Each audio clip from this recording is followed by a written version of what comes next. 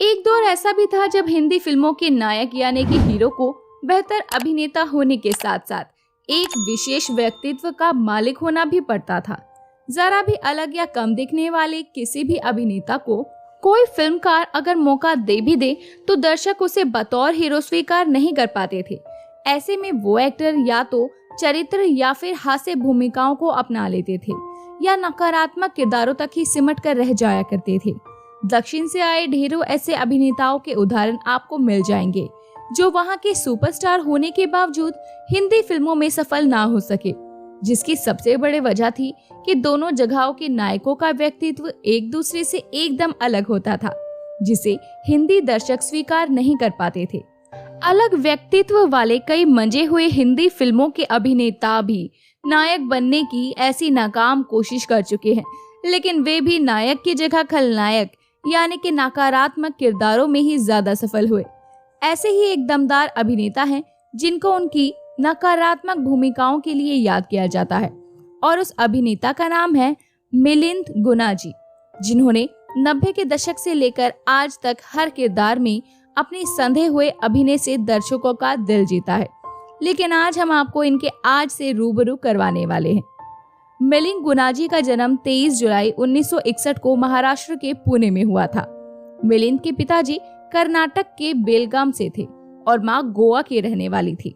बाद में मिलिंद के माता पिता महाराष्ट्र से गोवा शिफ्ट हो गए, जहां मिलिंद का काफी वक्त गुजरा। गोवा में कुछ वर्ष गुजारने के बाद उनके माता पिता मुंबई शिफ्ट हो गए। बेलगाम, गोवा, मुंबई की संस्कृति में पले बड़े मिलिंद पढ़ाई के साथ साथ खेलकूद में भी होनहार थे। दोस्तों, बहुत से लोगों को ये नहीं पता होगा कि मिलिंद पेशे से मैकेनिकल इंजीनियर भी रह चुके हैं। फिर भी वो एक्टिंग की फील्ड में कैसे आ गए, ये कहानी बहुत दिलचस्प है। मिलिंद क्रिकेट और बैडमिंटन के बहुत अच्छे खिलाड़ी थे, लेकिन एक दुर्घटना की वजह से उनका स्पोर्ट्स का करियर बिल्कुल ही खत्म हो गया, वरना वे शायद खेल जगत में ही अपना करियर बनाते। बहरहाल उनकी अच्छी पर्सनैलिटी को देखते हुए दोस्तों ने उन्हें मॉडलिंग की सलाह दी, तो उन्हें लगा कि कोशिश की जा सकती है। इसके लिए उनके घर से भी उन्हें इजाजत मिल गई। इस काम के लिए मिलिंद को खास संघर्ष भी नहीं करना पड़ा। उन्होंने मुंबई के मशहूर फोटोग्राफर गौतम राजाध्यक्ष से भी बातचीत की और उनसे कुछ फोटोज खिंचवाई और संघर्ष शुरू किया। इसे उनकी किस्मत कहिए या उनके व्यक्तित्व का जादू के 2 दिन बाद ही उन्हें DGM शूटिंग के विज्ञापन का प्रस्ताव मिल गया।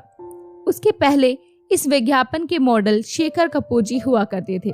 वहीं शेखर कपूर जी, जो कि मिस्टर इंडिया और बैंडिट क्वीन जैसी फिल्मों के निर्देशक के तौर पर भी जाने जाते हैं। बहरहाल तकरीबन 5 साल तक मिलिंद जी DGM शूटिंग के एक्सक्लूसिव ब्रांड एम्बेसडर रहे, साथ ही कुछ अन्य विज्ञापनों में भी नजर आए। विज्ञापन में मिलिंद को देखकर निर्देशक गोविंद निहलानी जी ने उन्हें अपनी फिल्म द्रोहकाल के लिए प्रस्ताव दिया। उन्होंने मिलिंद से कहा कि इस फिल्म में नसरुद्दीन शाह और ओमपुरी जैसे कलाकार हैं, जिनके साथ तुम्हारे लिए भी एक रोल है। मिलिंद ने थोड़ा झिझकते हुए कहा कि उन्होंने पहले कभी एक्टिंग नहीं की है, तो गोविंद निहलानी जी ने उन्हें अभिनय सीखने के लिए रंगमंच के दिग्गज कलाकार और गुरु सत्यदेव दुबे जी के पास भेज दिया और साथ ही खुद भी ट्रेनिंग देने लगे। इसी बीच मिलिंद को एक और फिल्म मिली जिसका नाम था पपीहा, और साथ ही कुछ मराठी धारावाहिकों में भी काम की बात हुई। वर्ष 1993 में मिलिंद गुना जी की यही फिल्म पहले प्रदर्शित हुई और द्रोहकाल वर्ष 1984 में। द्रोहकाल के बाद मिलिंद को 2 और फिल्में मिली, कुरुक्षेत्र और फरेब। वर्ष 1996 में प्रदर्शित फिल्म फरेब में मिलिंद की एक्टिंग हर किसी को बहुत पसंद आई। इस फिल्म में वो एक नकारात्मक भूमिका में नजर आए थे। इस फिल्म के लिए उन्हें बेस्ट नेगेटिव रोल के लिए फिल्म फेयर की ओर से नॉमिनेशन भी मिला। इस फिल्म के बाद तो फिर कभी मिलिंद ने पीछे मुड़कर नहीं देखा। इस फिल्म के बाद मिलिंद एक से बढ़कर एक फिल्मों का न सिर्फ हिस्सा बने, बल्कि फिल्म में उन्होंने अपने अभिनय की छवि छोड़ी। फिर चाहे वो जया बच्चन जी की फिल्म 1084 की माँ हो, चाहे अनिल कपूर की फिल्म विरासत हो, या गोविंदा की जिस देश में गंगा रहता है, वो हर फिल्म में अपने अभिनय से लोगों के दिल को जीतने में कामयाब हुए और उन्हें सराहना भी मिली। यहाँ हम आपको याद दिला दें कि वर्ष 1997 में प्रदर्शित फिल्म विरासत के लिए भी मिलिंद को बेस्ट विलेन के लिए फिल्म फेयर की ओर से नॉमिनेट किया गया था। फिल्मों के अलावा मिलिंद ढेरों टीवी शो में भी नजर आ चुके हैं।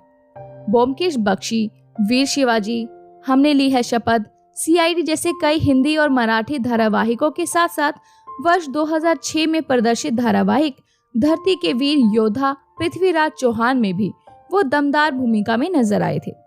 दोस्तों, मिलिंद का अपना एक प्रोडक्शन हाउस भी है, जिसके तहत समय समय पर वो टेलीविजन के लिए विभिन्न शोज बनाते रहते हैं।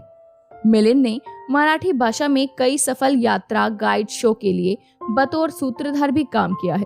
इसके अलावा महाराष्ट्र सरकार के forest and wild life department के ब्रांड एम्बेसडर होना भी मिलिंद के लिए एक बड़ी उपलब्धि है।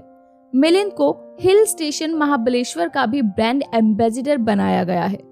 दोस्तों, मिलिंद गोनाजी एक अभिनेता, मॉडल, टेलीविजन शो होस्ट के साथ साथ लेखक के रूप में भी सक्रिय हैं। वर्ष 1998 में वो एक मराठी पत्र लोक प्रभा के लिए एक साप्ताहिक कॉलम लिखा करते थे।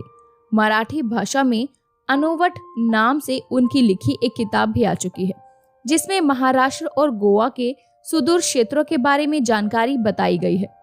मिलिंद के पारिवारिक जीवन की बात करें तो उनकी पत्नी रानी गोनाजी एक मराठी अभिनेत्री और सूत्रधार हैं। इनकी एक बेटी है जिनका नाम है अभिषेक गोनाजी। अभिषेक को भी अभिनय और निर्देशन में रुचि है। वे इस क्षेत्र में अपनी पहचान बनाने के लिए संघर्षरत है। हालांकि आज ये भी 61 साल के हो चुके हैं और पहले से ज्यादा काफी बदले हुए नजर आते हैं, जैसा कि आप इन तस्वीरों में देख सकते हैं। तो दोस्तों, अभी के लिए बस इतना ही। मिलते हैं अगली वीडियो में, तब तक अपना ध्यान रखिए। Bye bye.